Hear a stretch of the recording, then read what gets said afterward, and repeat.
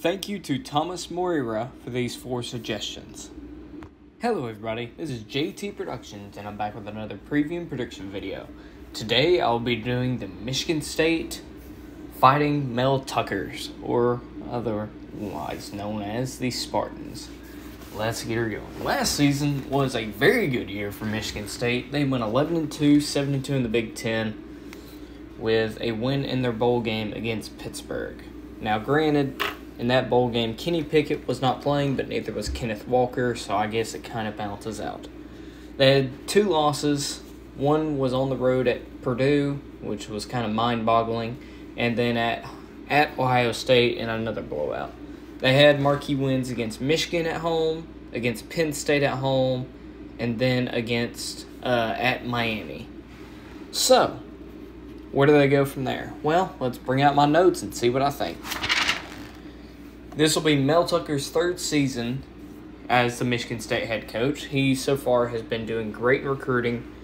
Some people even say that he's about to overtake Jim Harbaugh in recruiting. He's one of those head coaches that likes to build depth in his team. He does not care that he already has a player at this position. He's going to try to get the best player at each position in recruiting every year to build depth. That's how the best football teams are made, like Georgia and Alabama and Ohio State, teams like that.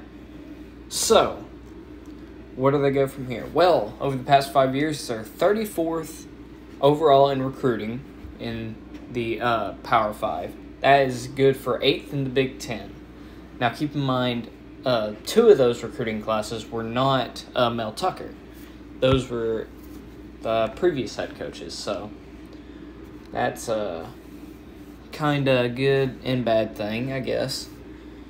Now, probably their best player graduated last year was Kenneth Walker, Heisman Trophy contender, and now he's gone, and he was pretty much their entire offense. They still have Peyton Thorne, who's a pretty good quarterback. They still have Jaden Reed, who's a good wide receiver, and they have some other pieces there like Trey Mosley and Maltori Foster, people like that.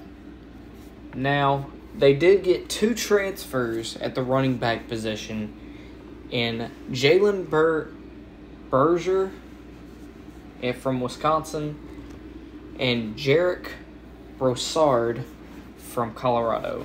If either of those guys are even half of what Kenneth Walker was, then Michigan State will do fine. Now, speaking of transfers, besides those 2, they got transfer right guard Brian Green from Washington State, tight end Daniel Barker from Illinois,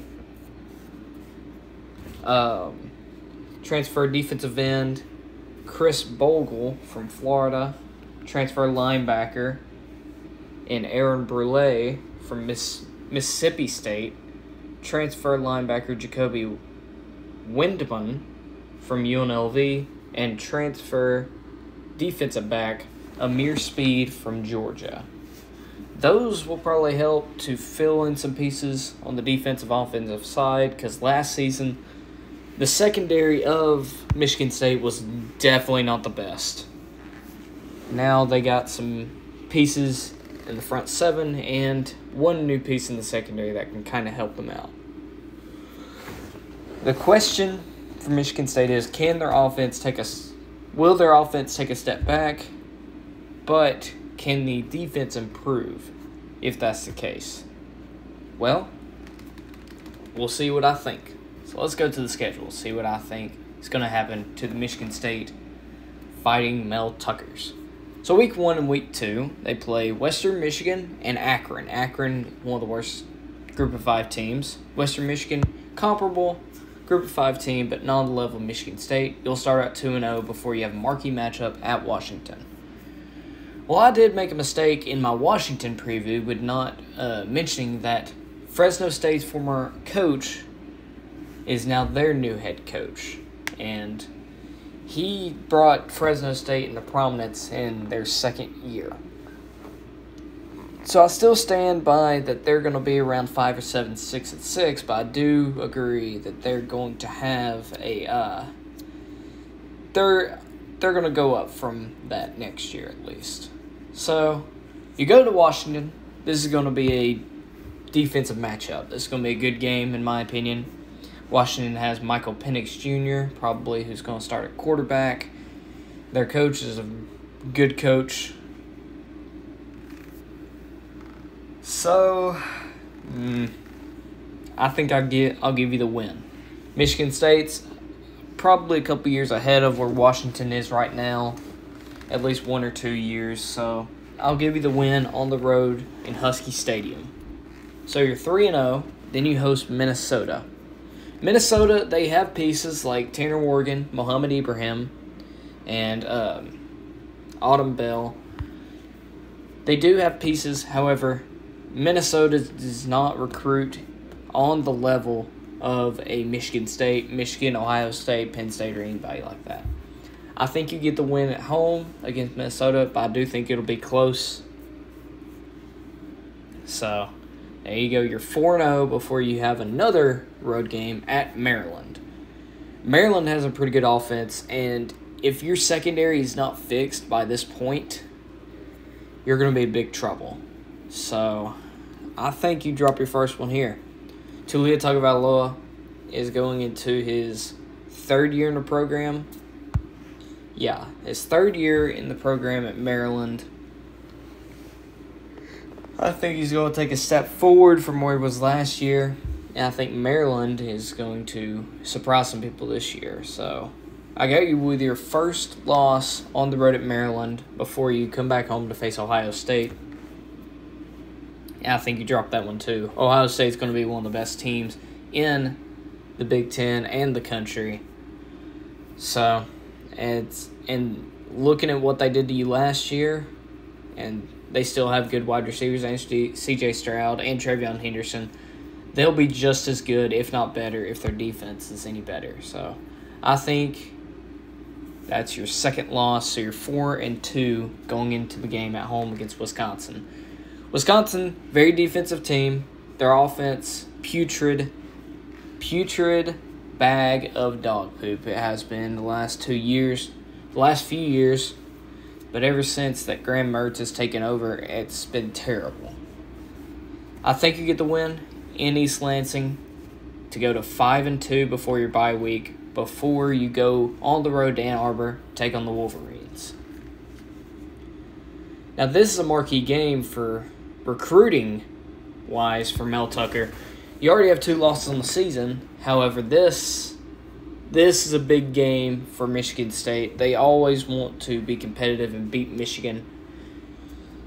And I think Mel Tucker gets done for 3 years in a row. I think at this point in the season that the running backs position will be already going on all cylinders. The defense will be kind of in the groove it needs to be, especially after the bye week.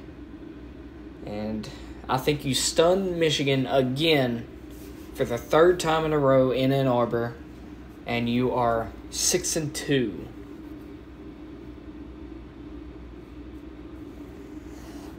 So now you go on the road to Illinois, to one of the worst teams in the Big Ten, and you get another win because Illinois, Brett Bielema, he's made some improvements. They play a lot better than they really are.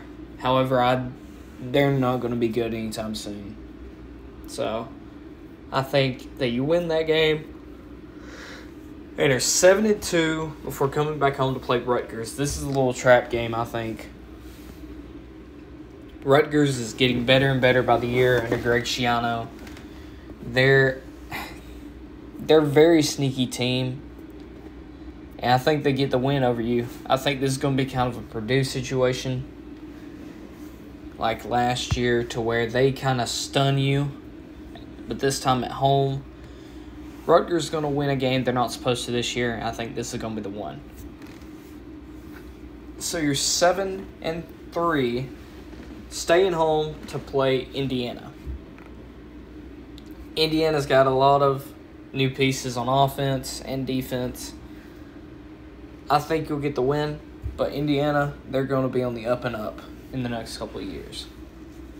Then you finish the season at 8-3 on the road at Penn State, to where you lose a close one against the Nittany Lions. Penn State last year injuries had destroyed their season. And I think that if injury is not that big of a factor this year, even last year was a close game. Michigan State had a lot of close games. I think they had a close game against Wisconsin, Rutgers, and other teams like that. This was another close one, and I think this time it's going to go the way of the Nittany Lions. So, anyways, I got you finished the season 8-4 with wins against Michigan and Washington and Minnesota to have some pretty good wins. A little bit of a step back from Mel Tucker. However, with losing a Heisman contender like that and teams around you getting better, that's understandable. Mel Tucker at this point, as long as he's able to get from 8 to 10 wins, he will be fine. If he overachieves, that's good. Underachieving, not good. So anyways, 8-4 for the Michigan State Spartans. Hope y'all enjoyed this. I have multiple other preview predictions on my channel. I've made playlists for all of them. I'm going to try to finish up the Big Ten today and then figure out which conference I'm going to finish up tomorrow. And hopefully I get the Power 5 done by July. And then I'll start figuring up what I think the Group of 5 will do. And then maybe finish that by August. And then in August I'll do some kind of other arbitrary videos like this. Anyways, thank you all for watching. Hope you all enjoyed, and Go Dogs.